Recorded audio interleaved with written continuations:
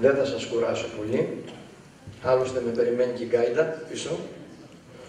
Να σας πω απλά ότι δουλεύω σε αυτά τα σχολεία 25 χρόνια, σε αμιγώς πουμακικά χωριά μέχρι πέρυσι. Αμιγώς πουμακικά σχολεία με αμυγή πουμακικόφωνο μαθητικό πληθυσμό. Και φέτος κατέβηκα πλέον στην Ξάνθη με πάλι σημειονοτικό σχολείο, όπου όμως τα πράγματα είναι μεικτά. Έχουμε δηλαδή τουρκόφωνους και πουμακόφωνους μαθητές. Είναι μια διαφορετική εκπαιδευτική πραγματικότητα, η οποία καθορίστηκε από συνθήκες, διμερεί συμφωνίες, πρωτόκολλα, μορφωτικά και νόμους και συμπληρώματα, τα οποία ξεκινάνε σιγά σιγά από τη συνθήκη της Λοζάνης και από το 1952 ειδικά μέχρι σήμερα καθορίζουν το πλαίσιο λειτουργίας αυτών των σχολείων. Καταρχήν, το πρώτο το οποίο συναντούμε στα σχολεία αυτά, καταρχήν που αφορούν όλη τη μειονότητα, έτσι, απλά η δικιά μου διδακτική εμπειρία αφορά τα πουμακοχώρια. Ό,τι ισχύει λοιπόν στο σχολείο σε ένα πουμακοχώρι, ισχύει και στον κάμπο με τα τουρκοχώρια ή με τους Ρωμά, το νομικό καθεστώς. Αυτό που αλλάζει είναι ο μαθητικός πληθυσμός, η σύνθεση. Καταρχήν υπάρχει η διπλή φύση αυτών των σχολείων. Όπως σας εξήγησε και προσυπογράφω αυτά που είπε ο φίλος ο Συμπαχεντίνου Καραχότζα, η ουσία της εκπαίδευσης είναι διπλή. Υπάρχει το ελληνόγλωσσο πρόγραμμα, υπάρχει το τουρκόγλωσσο πρόγραμμα και ανάλογα είναι και οι δάσκαλοι οι οποίοι το υπηρετούν. Οι χριστιανοί δάσκαλοι που δουλεύουμε εκεί δουλεύουμε στο ελληνόγλωσσο πρόγραμμα, ενώ οι μουσουλμάνοι δάσκαλοι δουλεύουν στο τουρκόγλωσσο. Οι χριστιανοί δάσκαλοι είναι απόφοιτοι των παιδαγωγικών τμήματων και παλιότερα των διετών παιδαγωγικών ακαδημιών. Οι δε μουσουλμάνοι δάσκαλοι στην πλειοψηφία τους είναι οι απόφοιτοι της ΕΠΑΘ, της Ειδικής Παιδαγωγικής Ακαδημίας Θεσσαλονίκης, η οποία ιδρύθηκε από τη δικτατορία το 1972 με σκοπό να στελεχώσει τα σχολεία αυτά όσον αφορά το τουρκόγλωσσο τους πρόγραμμα με δασκάλους από τα ίδια μέρη, από τους νομούς αυτούς, από τις Ξάνθης δηλαδή και της Κομοτηνής. Παλαιότερα αυτό που συνέβαινε ήταν ότι ερχόταν πλήθος μετακλητών δασκάλων Τούρκων από την Τουρκία, από τη γείτονα χώρα, οι οποίοι τόσο στα σχολεία της πόλης όσο και των χωριών καλούνταν να διδάξουν. Με ένα ρόλο ο οποίος ήταν λίγο αμφίβολος. Δηλαδή υπάρχουν σοβαρές ενδείξεις για κάποιους και αποδείξεις ότι κάποιοι από αυτούς ήταν κανονικοί πράκτορες οι οποίοι μεταλαμπαδεύαν στους μουσουλμανικούς τότε πληθυσμούς το ιδανικό του τουρκισμού, του κεμαλισμού και φυσικά προωθούσαν σιγά σιγά την πόλωση των δύο συνοικων στοιχείων στη βάση της θρησκείας, μιλάω χριστιανών και μουσουλμάνων. Συνειδητοποίησε η τότε λοιπόν δικτατορία, συνειδητοποίησε την ανάγκη να πάψει αυτό το κύμα των μετακλητών δασκάλων και να έρθουν δάσκαλοι, δημόσιοι υπάλληλοι του ελληνικού κράτους, μουσουλμάνοι απόφοιτοι ελληνικών εκπαιδευτηρίων. Τότε συστήσαν λοιπόν την Ειδική Παιδαγωγική Ακαδημία, η οποία επί δεκαετίες επιτέλεσε τον ρόλο της. Τώρα έχει λήξει, είναι πολύ πρόσφατη η πάυση της λειτουργίας της και όλοι φοιτούν στα υπάρχοντα παιδαγωγικά τετραετή τμήματα με ειδίκευση πάνω στη γλώσσα, έτσι, την τουρκική, και καλούνται να την διδάξουν. Ανάλογα με αυτήν, όπως είπα, τη διαίρεση είναι και το πρόγραμμα. Και εδώ είναι, παιδιά, μια παγκόσμια πρωτοτυπία που το ζούμε μόνο εμείς εκεί πάνω. Αν, ας πούμε, σχηματικά ότι μία τάξη έχει 10 μαθήματα, τα 5 γίνονται αποκλειστικά στην ελληνική γλώσσα και μόνο, και τα άλλα 5 αποκλειστικά στην τουρκική. Για παράδειγμα, δεν έχουμε διδάξει ποτέ μαθηματικά εμείς. Γιατί βάσει των συνθηκών που είχαν οριστεί τότε και κανονιστεί και υπογραφεί από τα δύο κράτη, ένας αριθμός μαθημάτων εμπεριέχεται αποκλειστικά στη σφαίρα του τουρκόγλωσσου προγράμματος και εκεί δεν έχουμε δικαίωμα εμείς να παρέμβουμε. Ενώ άλλος αριθμός μαθημάτων στο καθαρά ελληνικό. Για να σας τα πω δηλαδή, σε αυτά τα σχολεία διδάσκουμε εμείς γλώσσα, ιστορία, γεωγραφία, μελέτη περιβάλλοντος, αγωγή, έτσι, του πολίτη και φυσική αγωγή. Οι μουσουλμάνοι συνάδελφοι διδάσκουν τουρκική γλώσσα, το Κοράνι στα αραβικά, αλλά μαθηματικά, φυσική, αισθητική αγωγή, αυτά είναι αποκλειστικά στη σφαίρα του τουρκόφωνου προγράμματος. Κάτι που φυσικά βρίσκει τον εκπαιδευτικό κλάδο των χριστιανών αντίθετο. Εμείς αυτό που προτείνουμε, αλλά δεν εισακουόμαστε, είναι ότι να υπάρχει η προαίρεση της τουρκικής γλώσσας και όχι μόνο αυτό, να προχωρήσουμε και στην επιλογή της Πομακικής ή της Ρωμανή. Εάν δεν μπορεί αυτό να ανατραπεί, να μείνει η τουρκική γλώσσα και η θρησκεία, το Κοράνι στα αραβικά, αλλά όλα τα άλλα τα μαθήματα να περάσουν στην ελληνόφωνη σφαίρα, ανεξάρτητα αν το κάνω εγώ ή αν το κάνει ο μουσουλμάνος συνάδελφος. Μέχρι στιγμής δεν φαίνεται όμως ότι εισακούεται κάτι τέτοιο. Από τα τετραθρίσια σχολεία και πάνω έχουμε και την αγγλική γλώσσα. Και να ξέρετε ότι ο χρόνος είναι ισόποσος. Δηλαδή όσες ώρες γίνονται στο ελληνόφωνο πρόγραμμα, περίπου τόσες ώρες γίνονται και στο τουρκόφωνο. Όπως είπε και ο φίλος μου ο Σεπαχεντίν, υπήρχε απουσία νηπιαγωγείων, τα οποία από τη δεκαετία του 90 και μετά άρχισαν ένα-ένα να γίνονται αρχικώς υπό την αιγίδα του Υπουργείου Εξωτερικών, το οποίο με πόρους δικούς του ανεπίσημα ίδρυε νηπιαγωγείο σε ένα χωριό, έβλεπε την πορεία του και στη συνέχεια αυτό εντασσόταν στο Υπουργείο Παιδείας και γινόταν πλέον κανονικές προσλήψεις μέσω του Υπουργείου Παιδείας και όχι του Υπουργείου Εξωτερικών. Επεκτάθηκε ο θεσμός και κυριολεκτικά σε πολλές περιπτώσεις μας έλυσε τα χέρια, γιατί ερχόταν τα νηπιάκια έτοιμα, στρωμένα, έχοντας κατακτήσει βασικές δεξιότητες και ικανότητες στον προφορικό ελληνικό λόγο, οπότε αυτό έκανε τη ζωή μας πιο εύκολη. Για να μιλήσω τώρα λίγο περισσότερο στο ελληνόγλωσσο πρόγραμμα, το οποίο και με αφορά, έχω να σας πω ότι αυτό αναμορφώθηκε από το 2000 και μετά με ένα καινούριο εκπαιδευτικό υλικό, για το οποίο είναι αρκετά αμφιλεγόμενα τα πράγματα. Προσωπικά είμαι ένας από αυτούς που το δούλεψε, το στήριξε και πιστεύω ότι παρόλες τις επιμέρους ενστάσεις είναι ό,τι καλύτερο είχαμε μέχρι τώρα. Γιατί ενώ όπως λέει ο κ. Καραχώτζα, έχουν συνειδητοποιήσει οι μουσουλμάνοι την αναγκαιότητα της ελληνικής και ποσοστιαία συνέχεια πάνε στα σχολεία τα αμιγώς μέχρι πρότινος ελληνικά, έτσι κατεβαίνουν στις πόλεις όπου υπάρχουν τα ελληνικά σχολεία που φοιτούσαν κατά 100% τα ελληνάκια. Αυτή η ποσόστοση έχει αλλάξει και έχει φτάσει σε ένα 60-40. Παρόλα αυτά όμως τα μειονοτικά σχολεία καλά κρατούν. Στα χωριά και στις ίδιες τις πόλεις, ακόμα.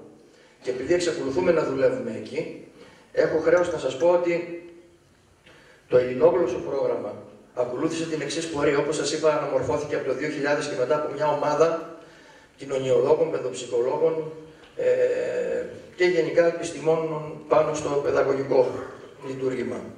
Τι γινόταν παλιότερα και γιατί ως ένα σημείο υπεραμείνουμε αυτό το καινούριο πρόγραμμα.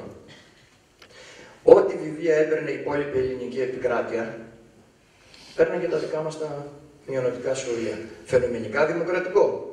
Δεν σε διαχωρίζω, σου δίνω ό,τι βιβλίο δίνω στα υπόλοιπα σχολεία. Ουσιαστικά ανεπαρκές. Γιατί αν σκεφτούμε ότι τα βιβλία αυτά δοθήκαν σε όλη την υπόλοιπη επικράτεια, στη βάση ότι απευθύνονται σε πληθυσμούς που έχουν μητρική γλώσσα την ελληνική. Ο γιος μου που αύριο θα πάει πρώτη δημοτικού, μέχρι εκείνη τη στιγμή μιλάει τα ελληνικά στο σπίτι του. Άρα έχουμε ένα μηχανισμό εκπαιδευτικό που αυτό που ήδη μιλάει το ελληνόφωνο παιδί, καλείται να μάθει να το γράφει, να το διαβάζει, να το εμπλουτίζει. Ήδη υπάρχει η βάση. Άρα αυτά τα βιβλία, τα παλαιότερα, πριν το 2000, μπορεί να ήταν χρήσιμα για όλη την υπόλοιπη, με όλα τους τα καλά και τα κακά. Ήταν λειτουργικά τέλος πάντων για όλη την υπόλοιπη εκπαιδευτική επικράτεια, δεν ήταν όμως για τα δικά μας τα παιδιά, για αυτά όπου υπηρετούμε εμείς, στα σχολεία μας. Γιατί? Γιατί η ελληνική γλώσσα δεν ήταν μητρική, δεν ήταν βέβαια και ξένη, είναι αυτό που λέμε δεύτερη γλώσσα, η οποία δεν ήταν εντελώς ανίκεια στο παιδί. Κάποιο πρόγραμμα της τηλεόρασης, μια επίσκεψη από το χεράκι του μπαμπά του μέχρι τότε στην πόλη, σε μια δημόσια υπηρεσία, ένας ταχυδρόμος που θα φέρει ένα γράμμα, οτιδήποτε. Υπήρχε μια επαφή, δηλαδή δεν ήταν εντελώς ανίκαιο στο αυτή, αλλά δεν ήταν και μητρική του γλώσσα. Το πρώτο λοιπόν που κατανόησε το πρόγραμμα αυτό ήταν ότι απευθύνεται σε τέτοιους μαθητές και ότι πρέπει να δομήσει το εκπαιδευτικό του υλικό πάνω σε αυτή τη βάση. Πράγμα που το έκανε. Σκεφτείτε ότι εσείς στέλνετε το παιδί σας να μάθει αγγλικά. Δεν υπάρχει δομημένο υλικό αγγλικών για αρχαρίους που ξεκινάνε από τη μηδενική βάση. Αναλογικά κάτι τέτοιο ισχύει και σε αυτό το πρόγραμμα το οποίο υπηρετούμε εμείς. Ποια άλλα στοιχεία έλαβε υπόψη του? Την ιδιαιτερότητα των μαθητών. Ότι η εικονογράφηση δεν πρέπει να είναι εντελώς τυχαία. Ότι μέσα ο μαθητής πρέπει να αναγνωρίζει ένα μέρος του εαυτού του και από το μέρος του εαυτού του να γνωρίζει το υπόλοιπο όλων και να μαθαίνει το καινούριο. Έτσι λοιπόν από την πρώτη δημοτικού, από την πρώτη σελίδα, στη σελίδα 1 και 2, το πρώτο που βλέπουν οι μαθητές μας οι μικροί είναι ένα χωριό στο οποίο συνυπάρχει από τη μια πλευρά το τζαμί και από την άλλη η εκκλησία και ότι οι πρωταγωνιστές του αναγνωστικού αυτού είναι η Αγγέλα και ο Νίκος, η Μελέκ και ο Αχμέτ.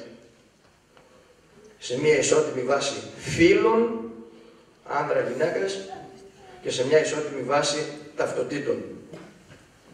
Και όλο αυτό το πράγμα χαρακτηρίζει από την πρώτη μέχρι την έκτη τάξη αυτή την αντίληψη τα αναγνωστικά μας. Επίσης, δίνεται σαφής βοήθημα στο δάσκαλο, στο γλωσσικό μάθημα, στο να κάνει τα γραμματικά φαινόμενα, αλλά όχι με την μεθοδολογία που γίνεται στα χριστιανικά. Δεν επιμένουμε τόσο στη χρήση των κανόνων, όσο στα πρακτικά παραδείγματα και στη χρήση της γλώσσας και του φαινομένου, χωρίς να το ονοματίζουμε τουλάχιστον στις μικρές τάξεις. Στις μεγαλύτερες τάξεις αρχίζει η κωδικοποίηση και εκεί πάλι δεν είναι απόλυτη. Μας ενδιαφέρει πρώτα να γίνουν ικανοί χρήστες της γλώσσας. Για να μην σας κουράζω πολύ, σας πάω και στα δευτερεύοντα μαθήματα.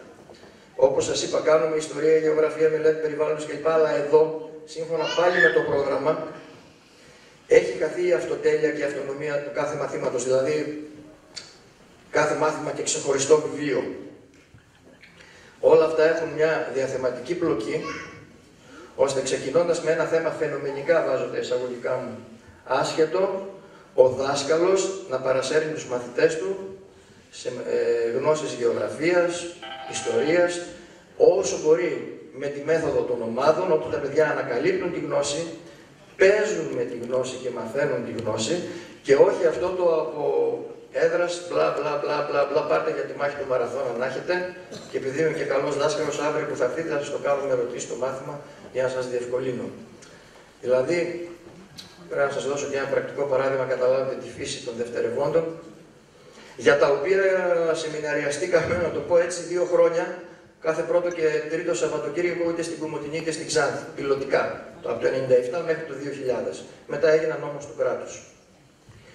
Λοιπόν, ένα παράδειγμα είναι ότι εκεί που κάνεις για τα μέσα μεταφοράς μαζικής συγκοινωνίας, έτσι όπως έχουμε ας πούμε μάθει να το κάνουμε, 10 καρέκλες γίνονται το λεωφορείο μας και αντί να τους λέω, για να μην ρωτήσω το λεξιλόγιο τους, τι σημαίνει επιβάτης, τι σημαίνει εισιτήριο, τι σημαίνει οδηγός, παίζουμε τους ρόλους, δραματοποιούμε τη γνώση και παίζοντας το λεωφορείο, κατασκευάζοντας τις καρτέλες μας, τα εισιτήριά μας, όπου ποθούμαστε και στην παραγωγή γραπτού λόγου, βάζουμε και ένα χάρτη απέναντι και καθορίζουμε τα δρομολόγια του λεωφορείου, οπότε αρχίζει η γεωγραφία.